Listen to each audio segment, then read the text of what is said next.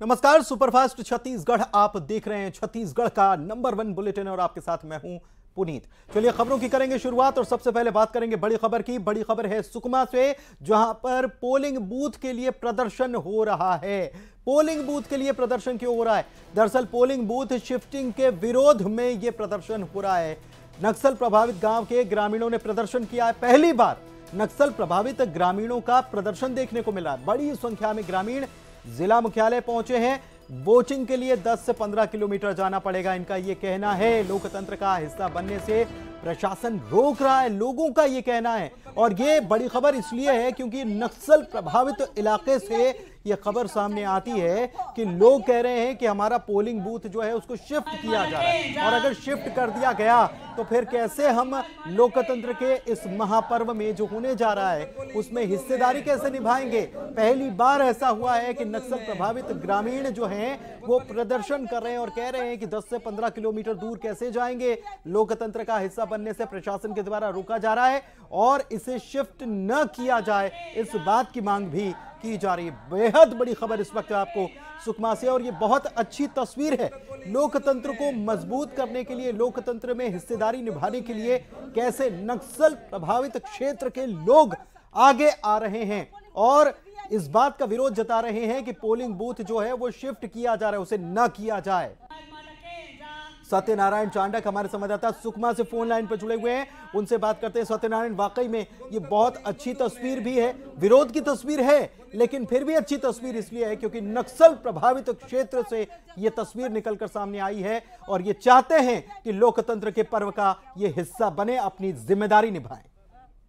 जी पुनीत, मैं आपको बताना चाहूंगा कि ये वो इलाका है जहां आज तक सिर्फ मतदान का विरोध हुआ है, लोकतंत्र का विरोध हुआ है। ये नक्सल प्रभावित इलाका है जहां पर आज तक जो है चुनाव नहीं हुए हैं। लोग जो है, कई लोग मतदान से वंचित रहे हैं क्योंकि मतदान करने के लिए इनको जो है 15 से 20 किलोमीटर जाना पड़ता है। इस दौरान जो है उन्हें नक्सली भी रोकते हैं और कई परेशानियां भी होती है। संसाधन नहीं है उन इलाकों में, सड़कें जरूर बन गई है अभी, लेकिन संसाधन का अभाव है। तो ये ग्रामीण खुद ही जिला मुख्यालय आए जब इनको पता चला कि इनके मतदान केंद्रों को फिर से शिफ्ट कर दिया गया है। लेकिन हालांकि जो ग्रामीणों को उम्मीद था कि इस साल जो है मतदान केंद्र इनके गांवों के करीब होगा ताकि ये मतदान कर सके, लेकिन ऐसा नहीं हुआ। तो उसके विरोध में ये जिला मुख्यालय में आए और यहाँ पर एक दिवसीय धरना दिया। और ये सुखद तस्वीर है लोकतंत्र के लिए क्योंकि पहली बार ऐसा विरोध हो रहा है। क्योंकि अक्सर हम देखते हैं कि समस्याओं के लिए या किन्हीं मांग के लिए विरोध होता है, लेकिन पहली बार लोकतंत्र के प्रति जागरूक और मतदान के प्रति जो है जागरूकता ग्रामीणों में आई है और ये विरोध प्रदर्शन हुआ है। और निश्चित तौर पर शासन प्रशासन को इस ओर ध्यान देना चाहिए कि उन्हें जो है ज्यादा मतदान के लिए ज्यादा सफर न करना पड़े आसपास के गाँव में। जबकि ग्रामीणों का कहना है कि हमारे आसपास के गाँव में पर्याप्त सुविधा है, उनके पंचायत मुख्यालयों में पर्याप्त सुविधा है, वहाँ पर भवन, सरकारी भवन है जहाँ पर मतदान कराया जा सकता है। सुरक्षा के लिहाज से कैंप भी वहाँ पर स्थापित है। तो मतदान क्यों ना हमारे गाँव में हो, और मतदान को लेकर काफी उत्साहित भी ग्रामीण नजर आ रहे हैं। वाकई में बहुत अच्छी तस्वीर नक्सल प्रभावित क्षेत्र से निकलकर सामने आए तो उसकी तारीफ भी करना बनता है, जागरूकता की भी तारीफ करनी होगी। और लोग चाहते हैं कि मुख्य धारा से वो मुख्य धारा में अपनी हिस्सेदारी निभाएं और इसलिए वो ये मांग करें। बहुत शुक्रिया आपका इस जानकारी के लिए। और बात अब अगली खबर की, कोरबा से बड़ी खबर आपको बता रहे हैं। गणेश विसर्जन आज हो रहा है और इस दौरान चाकूबाजी की वारदात हुई है और चाकू के हमले से एक युवक ने मौके पर ही दम तोड़ दिया। दूसरे युवक की हालत गंभीर बताई जा रही है। 17 साल के हरीश कुमार के पेट और सीने में चाकू से हमला किया गया। सीएसईबी चौकी क्षेत्र के कोहड़िया केनाल के पास की वारदात अंजाम दी गई। मृतक और घायल बरपारा कोहड़िया के रहने वाले हैं और घायल का जिला अस्पताल में इलाज चल रहा है। बेहद बड़ी खबर इस वक्त आपको बता रहे हैं। एक तरफ पूरा प्रदेश, पूरा देश जो है गणपति विसर्जन में लगा हुआ है और इस दौरान एक बड़ी वारदात को अंजाम दे दिया जाता है। गणेश विसर्जन के दौरान ही चाकूबाजी होती है और इसमें चाकू के हमले से जहां एक युवक मौके पर ही दम तोड़ देता है, जबकि दूसरा युवक इसमें गंभीर रूप से घायल है। अब अस्पताल परिसर में जो लोग हैं, परिचित हैं, मृतक के रिश्तेदार हैं, उनका तांता लगा हुआ है। दुख की घड़ी है। अब्दुल हमारे संवाददाता हमारे साथ फोन लाइन पर जुड़े हुए हैं, उनसे जानते हैं कि किस बात को लेकर यह विवाद हुआ, क्योंकि आज गणेश विसर्जन और एक त्योहार है, लेकिन इस त्योहार की आड़ में बड़ी वारदात अंजाम दे दी गई। अब्दुल जी, आपको बता दूं कि सीएसईबी चौकी क्षेत्र के कोहड़िया पारा की ये घटना है जहां पर गणेश विसर्जन के दौरान ये दो गुटों में आपस में विवाद हुआ किसी बात को लेकर, और उसके बाद विवाद इतना बढ़ा कि ये चाकूबाजी की शक्ल ले लिया और चाकूबाजी में एक नाबालिग को चाकू से गोदकर उसकी हत्या कर दी गई। और वहीं दूसरा जो है युवक जो है वो घायल है, जिसका जिला अस्पताल में उपचार जारी है। पुलिस मौके पर पहुंची हुई है और मामले की जांच कर रही है। और घायलों घटना के बाद जो है जो परिजन है और जो मोहल्ले वासी हैं उनकी भीड़ जो है अस्पताल में लगी हुई है। बहुत शुक्रिया अब्दुल आपका इस तमाम जानकारी के लिए। तो मोहल्ले के लोग और परिजन जो है अस्पताल में जुटे हुए हैं। नाबालिग की हत्या की गई है और एक और युवक इसमें घायल हुआ है। उम्र 17 साल बताई जा रही है। चाकूबाजी की यह वारदात हुई है जिसमें युवक या कहे नाबालिग है और उसके ने मौके पर ही दम तोड़ दिया। और चलिए अब बात करते हैं छत्तीसगढ़ में चल रहे सिंहासन 36 के संग्राम की। छत्तीसगढ़ विधानसभा का चुनाव जैसे जैसे करीब आता जा रहा है, सूबे में सक्रिय सियासी दलों की सरगर्मी बढ़ती जा रही है, जिससे बीजेपी सबसे ज्यादा आक्रामक तरीके से रणनीति बनाने और उसे अमल में लाने में जुटी हुई है। बीजेपी के चाणक्य कहे जाने वाले केंद्रीय गृह मंत्री अमित शाह आज राजधानी रायपुर में थे। उनके साथ पार्टी के राष्ट्रीय अध्यक्ष जेपी नड्डा भी रायपुर पहुंचे। पार्टी मुख्यालय में दोनों केंद्रीय नेताओं ने प्रदेश के आला नेताओं के साथ चुनावी रणनीति पर मंथन किया। पुरानी रणनीति पर कितना काम हुआ है इसकी समीक्षा की गई। नई रणनीति बनाने पर, लागू करने पर गुरु मंत्र दिया गया।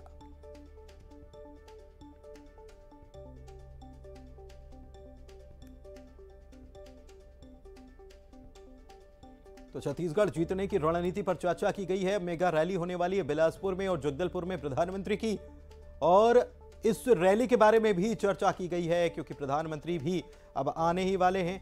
टिकट वितरण को लेकर भी चर्चा की गई है। लगातार अमित शाह अलग अलग प्रदेशों का दौरा कर रहे हैं और रायपुर में भी अमित शाह आ जाए दूसरी लिस्ट पर प्रदेश के नेताओं से राय ली गई है।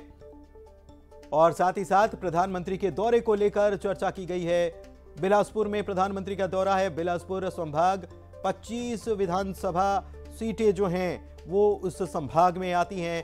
उधर जगदलपुर की बात की जाए तो जगदलपुर में भी प्रधानमंत्री 3 तारीख को पहुंचने वाले हैं और यहां पर जगदलपुर यानी कि बस्तर, और बस्तर की जो सीटें हैं वो सारी की सारी अभी कांग्रेस के पास ही हैं। तो ऐसे में बस्तर को फतह करने के लिए भी 12 सीटें हैं और बस्तर को भी फतह करना बेहद जरूरी है अगर छत्तीसगढ़ में सरकार बीजेपी को बनानी है तो।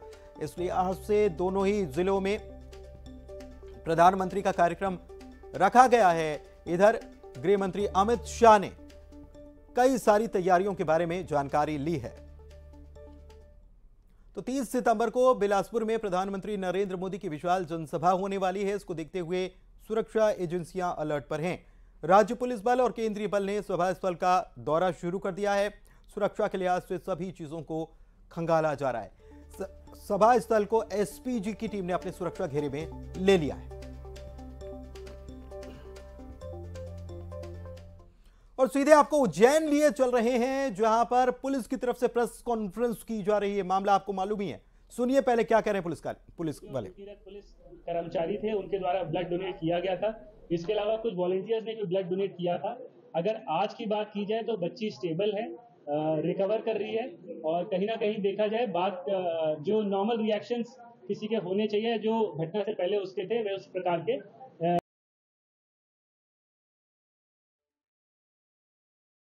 रिएक्शन बच्ची के थे, ये पुलिसकर्मी बता रहे हैं। बच्ची की हालत स्थिर है। इधर भागने के दौरान आरोपी का शॉट एनकाउंटर हुआ है, ये बात भी सामने आ रही है। नाबालिग से रेप का जो आरोपी 12 साल की बच्ची, तस्वीर हमने न्यूज़ 18 ने दिखाई थी और बताया था कि कितनी बर्बरता के साथ इस बच्ची के साथ वैशीपन की वारदात को अंजाम दिया गया। आरोपी पुलिस की पकड़ में आ गया था, उससे पूछताछ की गई थी, उसने अपना जुर्म कबूल कर लिया था। पुलिस क्या कह रही है सुन रहे हैं। उज्जैन में होने का है तो बंधक वो ऐसा नहीं है काफी दिनों से ही, ये कहना गलत होगा। इसका सामान्य तौर पर अपराधी रिकॉर्ड है जिसमें एक साधारण मारपीट और एक एक्सीडेंट का प्रकरण इसके ऊपर दर्ज है।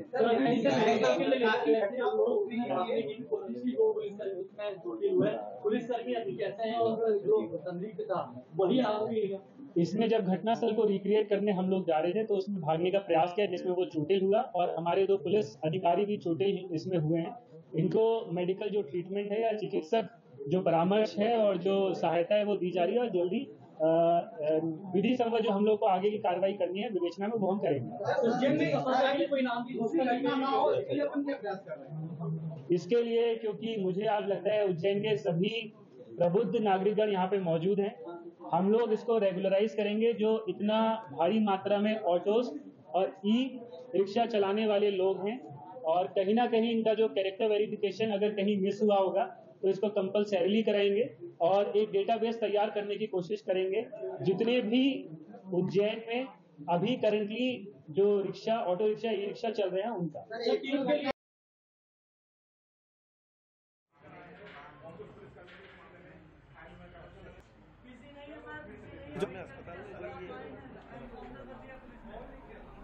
घटना स्थल आरोपी को ले जाया गया था और इसी दौरान वो भागने की कोशिश कर रहा था और वो चोटिल हो गया। पुलिसकर्मी उसे पकड़ने में जख्मी हुए, 2 पुलिसकर्मी भी जख्मी हुए हैं। आरोपी का एनकाउंटर नहीं किया गया, एसपी की तरफ से ये कहा गया। नाबालिग से रेप के आरोपी का एनकाउंटर करने की बात जो सामने आ रही थी, पुलिस कह रही है कि कोई एनकाउंटर नहीं हुआ है। आरोपी को अस्पताल लेकर पुलिस आई हुई है, लेकिन इसके पहले घटनास्थल जब उसे ले जाया जा रहा था तब वो भागने की कोशिश कर रहा था।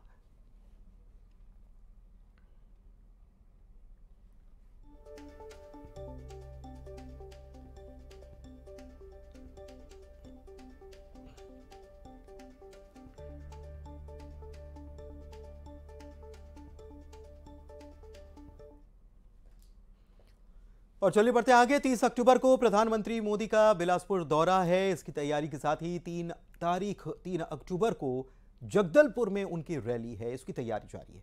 इस कड़ी में बीजेपी की राष्ट्रीय उपाध्यक्ष लता उसेंडी जगदलपुर के दौरे पर पहुंची। उन्होंने पीएम मोदी के 3 अक्टूबर को होने वाले दौरे को लेकर चल रही महिला मोर्चा की तैयारियों का जायजा लिया है और पार्टी कार्यालय में बीजेपी महिला मोर्चा की बैठक ली। इस मौके पर लता उसेंडी ने कहा कि पीएम मोदी की जगदलपुर में होने वाली सभा में 1.5 से 2 लाख लोग शामिल होंगे, जिसमें आधी आबादी महिलाओं की होगी, जो प्रधानमंत्री के जगदलपुर प्रवास के दौरान उनका स्वागत करेंगी। इस मौके पर उन्होंने महिलाओं को 33% आरक्षण दिए जाने पर पीएम मोदी का छत्तीसगढ़ की तमाम महिलाओं की तरफ से धन्यवाद भी दिया।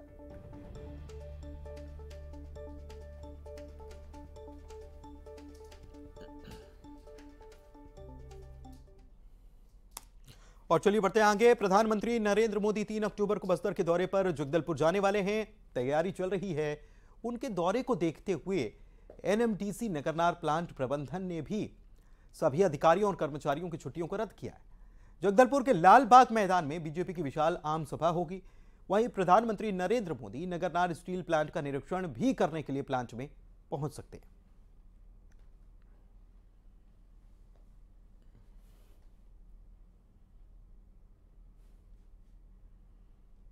तो परिवर्तन यात्रा आखिरी पड़ाव पर छत्तीसगढ़ में चल रही है।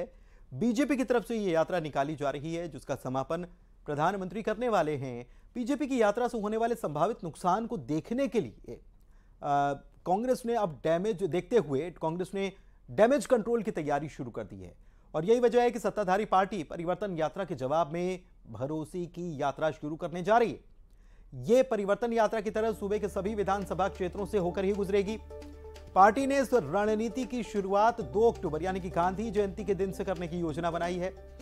इसके लिए विधानसभा वार सभी नेताओं को जिम्मेदारी सौंप दी गई है। इस यात्रा में बीजेपी की तरह कांग्रेस के केंद्रीय आला नेताओं के साथ प्रदेश के पार्टी के बड़े चेहरों के भी शामिल होने की बात कही जा रही है।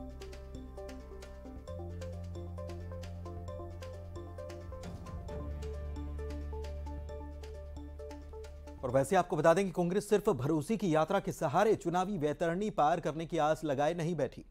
पार्टी सरकारी योजनाओं और विकास कार्यों की मदद से भी मैदान मारने की कोशिश में है। इस कड़ी में बलौदाबाजार के भाटापारा में कृषक सह श्रमिक सम्मेलन का आयोजन किया गया, जिसमें सीएम भूपेश बघेल के साथ कांग्रेस के राष्ट्रीय अध्यक्ष मल्लिकार्जुन खड़गे शामिल हुए, जहां पर खड़गे ने रिमोट कंट्रोल के जरिए हितग्राहियों के खातों में करोड़ों रुपए की राशि ट्रांसफर की। कार्यक्रम में बोलते हुए भूपेश बघेल ने बताया कि गांव गरीब और किसानों की सरकार है। हमने किसानों को हर संभव मदद देने का वादा किया है, जिसे हम हर कीमत पर पूरा करेंगे।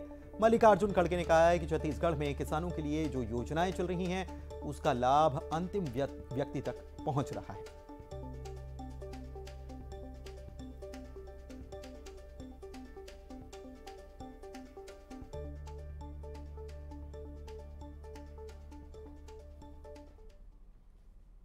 और बप्पा को अब विदाई दी जा रही है। भोपाल लिए चलते हैं। मुख्यमंत्री शिवराज सिंह चौहान बप्पा की आरती कर रहे हैं और विदाई दे रहे हैं। कह रहे हैं अगले बरस तू जल्दी आ।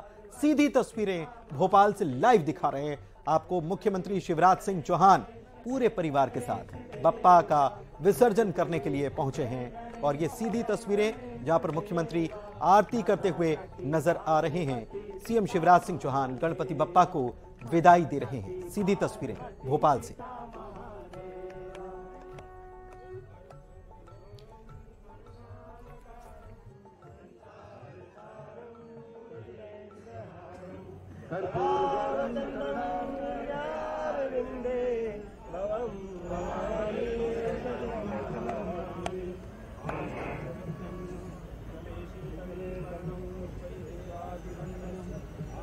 दिखा रहे हैं जहां पर मुख्यमंत्री खान बप्पा को विदाई देने के लिए, बप्पा का विसर्जन करने के लिए पहुंचे हुए हैं। गणपति अपने गांव चले कैसे हमको चैन पड़े।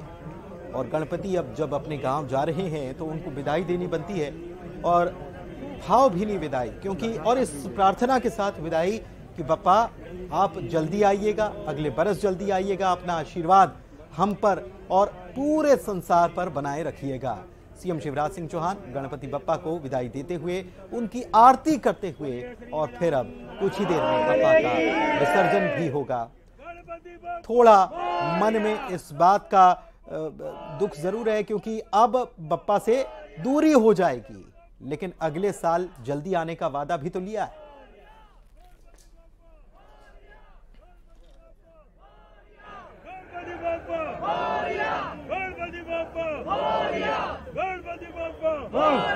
मंगल मूर्ति अगले बरस